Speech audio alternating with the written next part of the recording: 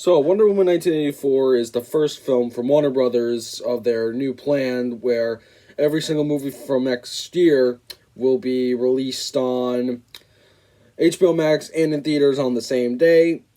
So, I don't have HBO Max, so I'm probably going to see most of these films, most of the DC films, In the Heights, The Matrix 4, Tom and Jerry, Space Jam 2.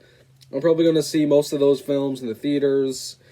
And yeah, and all around my opinion on it, I think it's just kind of like these guys have to make money, and like the movie theaters. I mean, they're still open. Where I am in New York, my governor Cuomo, he hasn't made any moves with the movie theaters yet.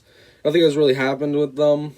So yeah, I don't really see myself getting HBO Max soon until the Snyder Cut. And yeah, that's really all it. So I guess I'll just get right into Wonder Woman 1984. Now, so I guess before I go into this, I need to talk about the first Wonder Woman, which I have to say is a good film, minus some not so great visual effects and stuff and shots that feel like lines were missing in. Can be ours. As we speak, my chemist. We stand against you and your witch. Ludendorff, enough! And with a terrible villain twist. Sir Patrick. You were right, Diana. They don't deserve our help. They only deserve distraction.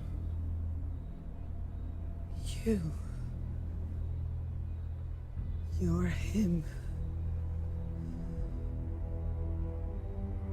I am. But I am not what you thought I was. Yes, the god of war Ares was for the entire time an old British guy. But anyway, it's still a good film. It's got good action. It's got a very good chemistry from Wonder Woman and Captain Trevor. And, I like it. It's still good. It's a fun film, but it's just not one of the best superhero films, especially from the last decade or in general. Now, on to Wonder Woman 1984. Now, I was excited because this time it was taking place in the 80s this time.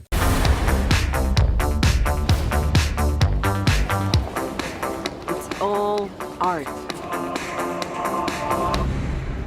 That just a trash can. It's just a trash can. Yeah. So, what does it improve from the last one? Well, the number one thing is just villains all around. I just especially love Pedro Pascal, the Mandalorian, in this film. He is just, he's great.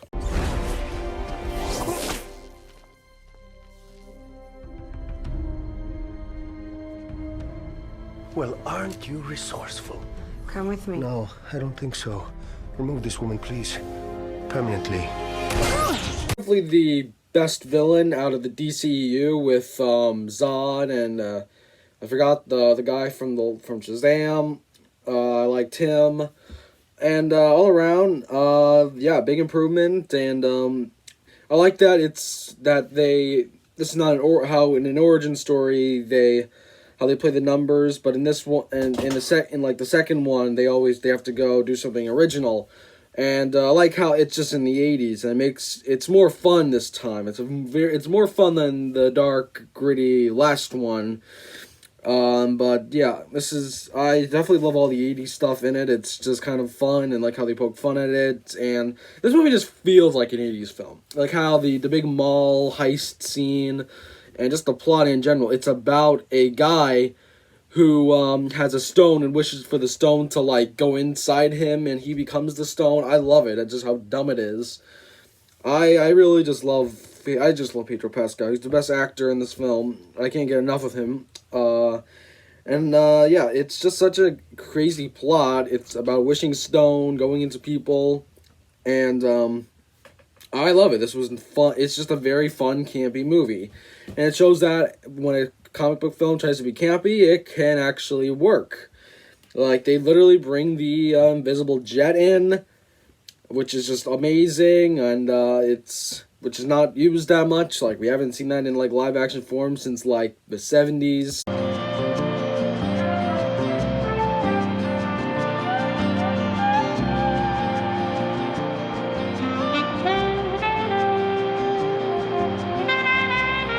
But is this movie perfect? No, it's definitely got a lot of issues, especially the opening.